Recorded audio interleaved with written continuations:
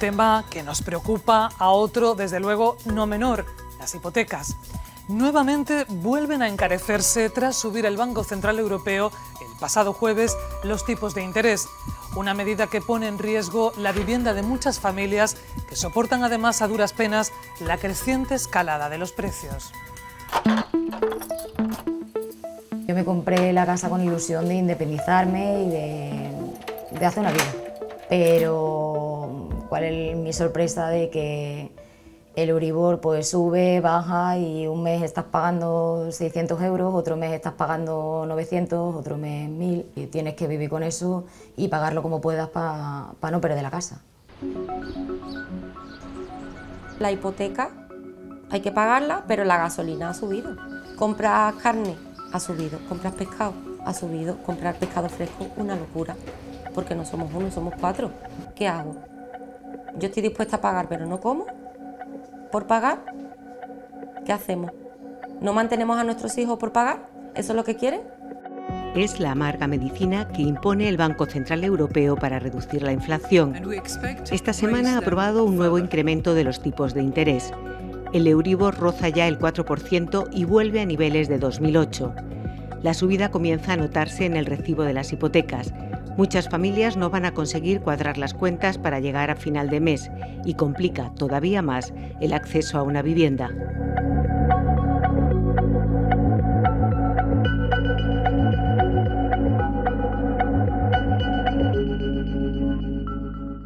Venga, señora, vamos a hacer una charla informativa sobre abusos bancarios esta tarde, ¿vale?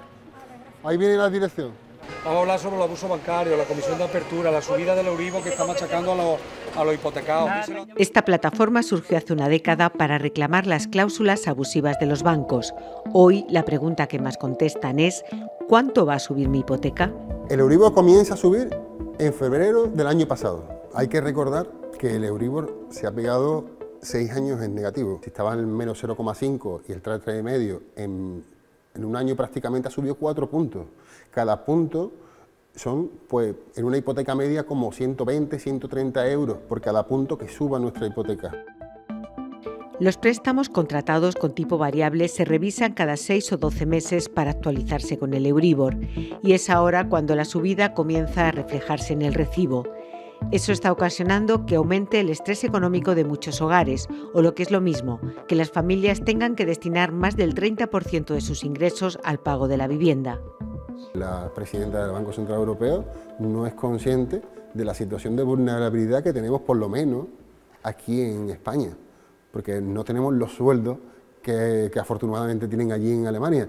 Aquí el que te quiten 300 euros de más en tu nómina para regalárselo al banco, condiciona el que tú puedas seguir o no puedas seguir pagando tu hipoteca, evidentemente. La tengo revisable cada 6 meses y la verdad es que ha subido bastante. Al final me estoy planteando la venta de la vivienda porque evidentemente llega un punto que ya no se puede eso solventar de ninguna forma. La hipoteca antes pues la pagaba con el 30% de mi sueldo y ahora con la subida esta pues necesito el 50% de mi sueldo solamente para pagar la hipoteca. Preferí tipo fijo porque mis padres en su día la hicieron variable, le subió muchísimo y eso al final tenía miedo y dije fijo y menos mal. El 75% de las hipotecas de nuestro país son variables. En total, más de 4 millones de hogares doblemente perjudicados, porque este nuevo gasto se suma a la pérdida de poder adquisitivo como consecuencia de la inflación. Hace 2 años que estamos viviendo una escalada de los precios.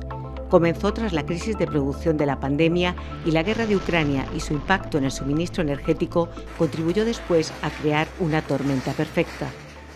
Esto nos ha llevado a que la inflación ha arrastrado los precios a niveles donde ha habido que tocar los tipos de interés. No hay otro mecanismo de controlar la inflación que no sea más que tocar los tipos de interés, porque eso retrae dinero del sistema, se evita el pedir préstamos, en definitiva no calentar la demanda.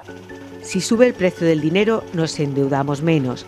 Si la demanda baja, también lo harán los precios. Es la estrategia del Banco Central Europeo, cuya misión principal es mantener los niveles de inflación por debajo del 2% en la zona euro. La subida de tipos de interés ataca algo que no está en las raíces propias de la inflación. En las raíces de la inflación tenemos nuestra dependencia de los combustibles fósiles, nuestra forma de movernos, de producir las mercancías, también de mover las mercancías. Tenemos una economía por excusas, que dicen los economistas que un sector de las empresas ha aprovechado la inflación primera para incrementar sus márgenes de beneficio. Evidentemente el tipo de interés no ataja estas dos razones y tampoco ataja los problemas que trae ya el cambio climático, que los tenemos aquí, con sequías depredadoras, donde la producción de alimentos va a caer y por lo tanto vamos a tener una inflación crónica de alimentos que no se resuelve con una subida de los tipos de interés. Hay una cuestión que son la diferencia entre las medidas de corto plazo y las medidas de largo plazo. Es decir, tú en el corto plazo tomas una medida que puede ser muy mala para la gente, por ejemplo, si nos centramos en lo que estamos hablando, es decir, tú subes los tipos de interés, eso va a hacer que la gente, lógicamente, se empobrezca, pero es que no hacerlo a largo plazo es peor. No llegamos, ¿no? No llega, ¿y tú? Todo lo que nos ha subido. Madre mía. De 474 a 740. Mónica y Juan Antonio pagaban 474 euros de hipoteca al mes. En octubre les llegó la primera subida. Fue el primer traspiés para las cuentas de esta familia que llega justo a fin de mes. Nosotros lo que pagamos de hipoteca ahora mismo son 740 euros, ¿vale? Mi marido es mileurista, igual que yo. Yo tengo una reducción de jornada por hijo con enfermedad grave a cargo. De vista ahora, dentro de un mes, que van a volver a revisar, nos vemos que nos sube a 1.000 euros. Yo no puedo destinar un sueldo solamente a mi hipoteca, porque con el otro sueldo no me llegan los gastos del niño, gastos de terapia, gastos de alimentación, gastos de medicación. Cuando una familia detecte que la cuota hipotecaria le puede crear problemas para el pago, lo primero que tiene que hacer es dirigirse a su entidad financiera, a su acreedor, y exponerle la situación. Si son salarios de los más reducidos, de 1.500, 2.000, porque hay, bueno, pues para esos actúa el Código de Buenas Prácticas. Ahí ya hay tomadas unas medidas de alargamiento de plazo, de tipos de interés más bajo, para que efectivamente el impacto de la cuota sea menor. La familia de Mónica cumple los requisitos del Código de Buenas Prácticas acordado entre el Gobierno y los bancos. Sus ingresos no llegan a los 30.000 euros al año y el precio de su vivienda no supera los 300.000. Suscribirse a estas medidas destinadas a proteger a los hogares más vulnerables es una decisión voluntaria de cada entidad financiera. Decidimos llamar a nuestra financiera y hablar con ellos a ver si nos podían hacer algún tipo de bajar lo que es el interés o prorrogar lo que son los pagos y bueno, la verdad que nos dijo que no. No todos ven en este Código de Buenas Prácticas una solución. Ahora mismo, pagando 2 años solamente intereses, 400, 500 euros, sí sería una solución para ahora, pero no para dentro de 5 o 6 años, porque voy a estar 7 años más pagando. Entonces no es solución. He intentado muchísimas veces cambiar mi hipoteca fija, pero antes de que pasara todo esto, cuando el Euribor estaba en negativo, el problema es que me considero una persona de riesgo ahora, después de 17 años y pagando religiosamente las cuotas. No me lo dan porque soy una persona de riesgo. Raquel trabaja como administrativa y es madre de una niña. Solo tenía 21 años cuando compró su primera vivienda en 2006, en plena burbuja inmobiliaria. 200.000 euros de hipoteca a pagar en 40 años. En junio su cuota subirá de 589 a 900 euros, casi el 80% de su sueldo. En agosto, si no hay que poner el aire acondicionado, pues no se pone, calefacción no se pone, nos abrigamos más y recortar, quitar internet, aguantar como pueda y con ayuda de la familia, pero no tengo otra solución. Aguantamos el tirón, pero es que aguantar el tirón va a subir y va a seguir subiendo.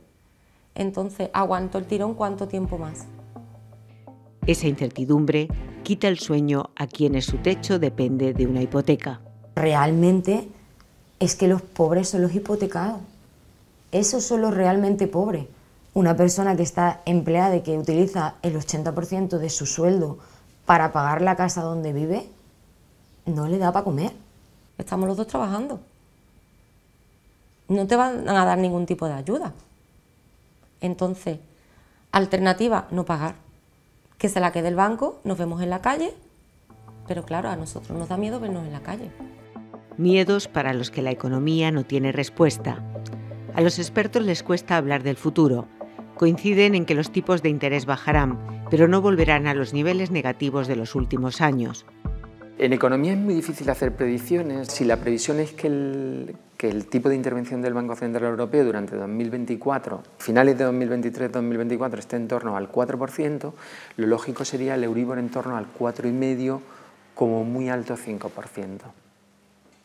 Y que luego en 2025 empezara a bajar. Hay incluso estimaciones que hablan que 2025 podría volver a situarse en torno a un 1,5%, lo cual significaría un Euribor del 2%, siempre y cuando todo sigue igual. La subida del Euribor no solo afecta a aquellos que tienen hipoteca, también a quienes tenían previsto adquirir una vivienda. En 2022, pagando una cuota de 700 euros al mes de un crédito a amortizar en 30 años, podíamos comprar una casa por encima de los 300.000 euros. Como por ejemplo esta, que se encuentra en un barrio residencial y tiene garaje, piscina, 3 dormitorios y 2 baños. En 2023, con el Euribor por encima del 3%, esta capacidad de compra se ha reducido. Con la misma mensualidad, 700 euros, y con los mismos años de hipoteca, solo podemos optar a una vivienda que ronde los 200.000 euros. Eso se traduce en un piso más pequeño, sin piscina ni garaje, y donde tenemos que renunciar a una habitación o a uno de los baños. Las familias prefieren comprar, seguimos teniendo esa idea los andaluces sobre todo, pero el comprador tiene el problema que el precio de la vivienda ha subido, en ciudades como Málaga ha subido hasta un 15%, y el tema de las hipotecas ha pasado exactamente igual. Eso frenará a los compradores que necesitan financiación, pero atraerá a otros. Este mes de enero, el 50% de las operaciones llevadas a cabo de compraventa han sido al contado. ¿Qué nos quiere decir esto? Que realmente es un capital extranjero o grupos inversores. La capacidad a lo mejor reactiva de los españoles es menor, con lo cual necesitan más hipoteca que estos clientes extranjeros que están comprando al contado. Llevamos buscando piso unos 6 o 7 meses y yo creo que el problema principal de nuestra generación es que es imposible poder comprar una vivienda porque no tenemos para aportar la entrada al banco. La cuota de la hipoteca sería más barata que el alquiler que pagan actualmente, pero el banco solo les concede el 80% del valor del piso. Necesitan tener ahorrado el 20% restante, más un 10% que suman los gastos de compra.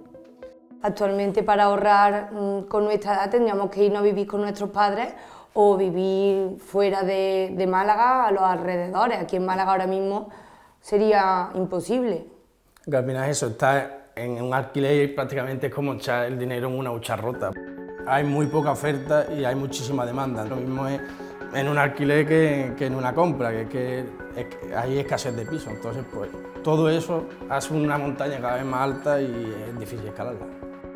Los precios de las hipotecas y de los alquileres han convertido el sueño de tener una casa en la peor pesadilla.